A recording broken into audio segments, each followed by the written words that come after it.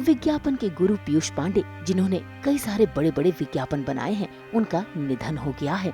और उनके निधन पर फ्यूनरल पर पहुंचे हैं बॉलीवुड के कई कलाकार, जिनमें नाम शामिल है अमिताभ बच्चन, अभिषेक बच्चन, सिंगर इला अरुण और भी कई सितारे उन्हें श्रद्धांजलि देने पहुंचे हैं।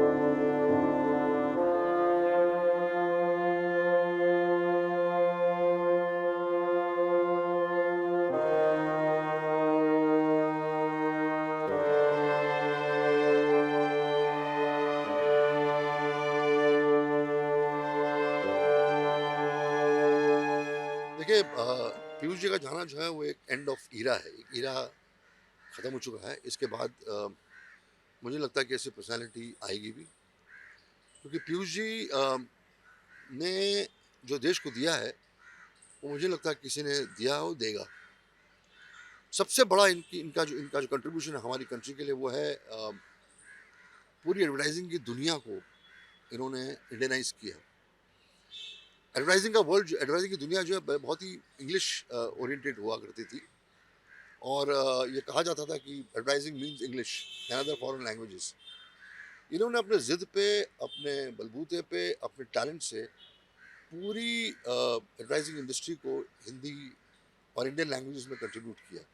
ये जो लिखते थे वो दूसरी भाषाओं में ट्रांसलेट होता था और एडप्टेशन होते थे इनकी फिल्मों के। तो पूरा इंडिया को रिप्रेजेंट करने के लिए as far as campaigns are concern, वो पीयूष जी की देन है।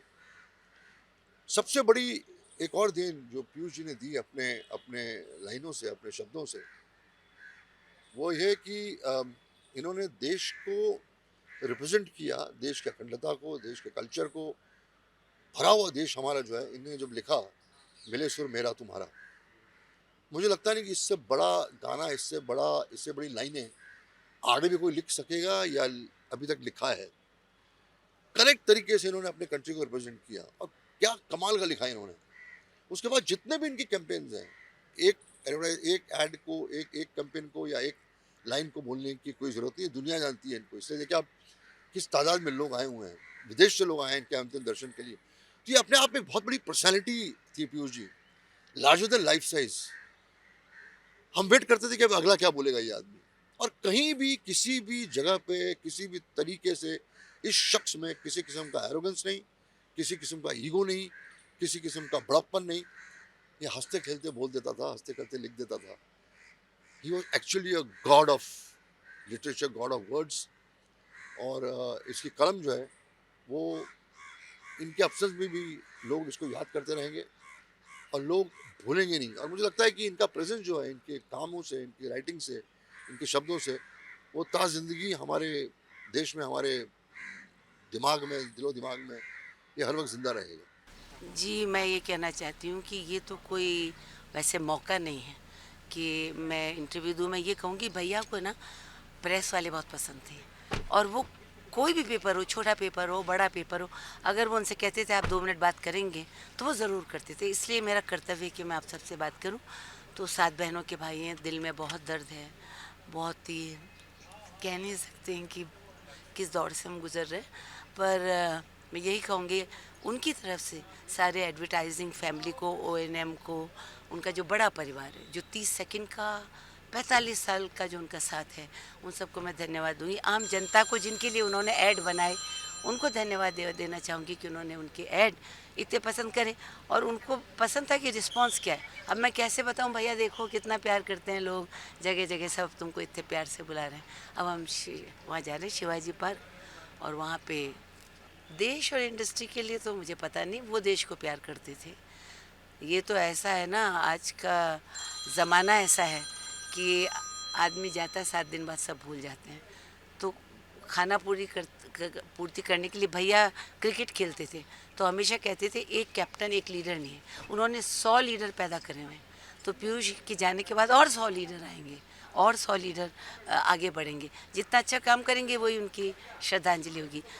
खाना पूर्ति हमारी नहीं होगी, परिवार की नहीं होगी, हमारे लिए हमारा भाई गया, तो वो तो ज़िंदगी भर जैसे एक अपंग हो जाते हैं, हम हो जाएंगे।